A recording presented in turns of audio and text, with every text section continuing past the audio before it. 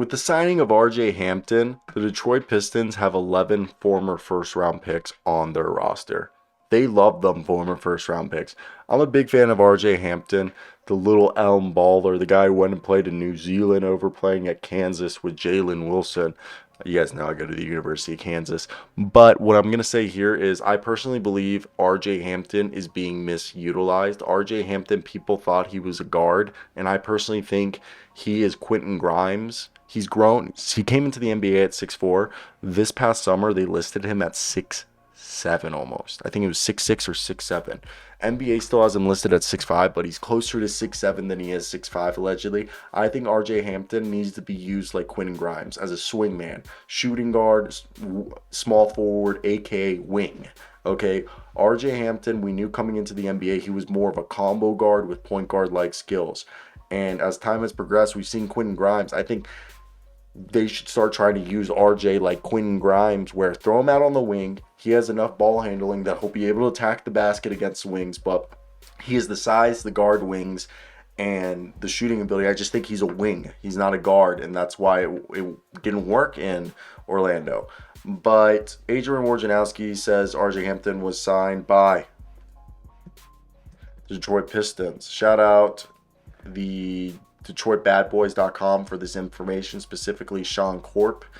And Hampton played about 2,000 minutes in the past 1.5 season. He actually got his team option declined, but he got squeezed out of the rotation by Markelle Fultz, Jalen Suggs, Cole Anthony, and even Gary Harris. But through 26 games this season, I thought Hampton showed that he started to figure it out, shot a career high 57.3% true shooting, and had a good time getting to the line. He had a career high 52% on 2-point attempts, and he was hitting his 3-point shot. I mean, the guy's, I'm telling you, almost 6'7", and I don't know why they're still listing him at 6'4", but if you look right now, go to the Orlando Magic Summer League roster, he's listed at 6'6" or 6'7". I swear on God.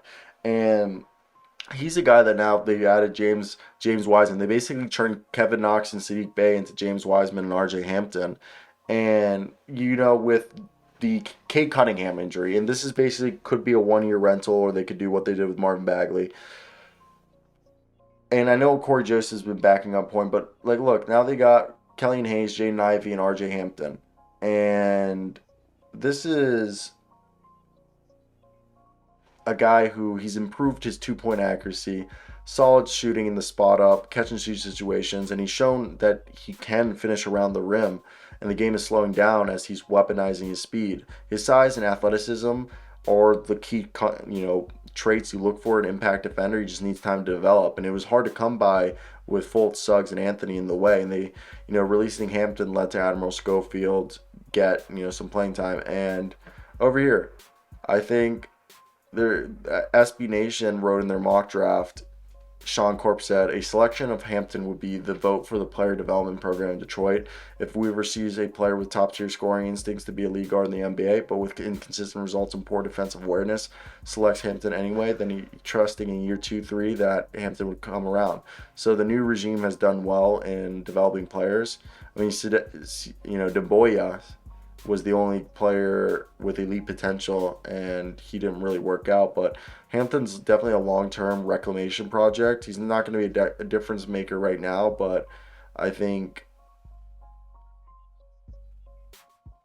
also Demboya didn't have elite potential. What I just said about Demboya having elite potential was part of the article, so ignore that. But that's insane that they said Demboya had elite potential. Who would have thought? I want to hear you guys' thoughts down below. What you guys think of the RJ Hampton signing? Was it, what do you think? What do you think? I thought that was a good move. There was definitely worse moves that they could have made. Also, the amount of people who, maybe I'm different and stuff, but people make me laugh, all right? People make me laugh. Maybe, am I starting a whole trend on YouTube about... I'm laughing.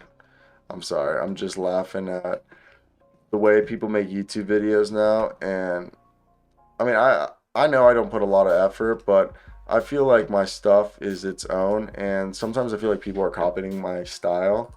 which is like really not a style. It's like very easy style to copy.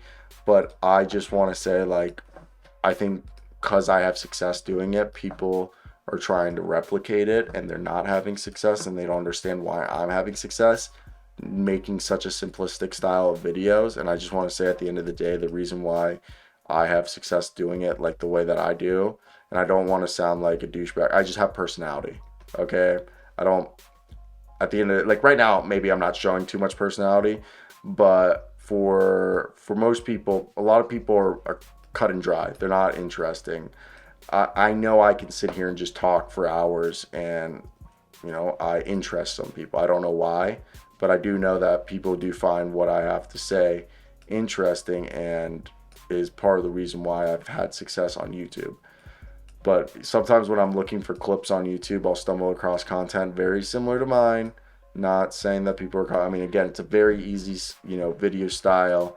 I'm not, I do know when people are copying me. I have caught people copying me, so I'm aware of it. But that's the video.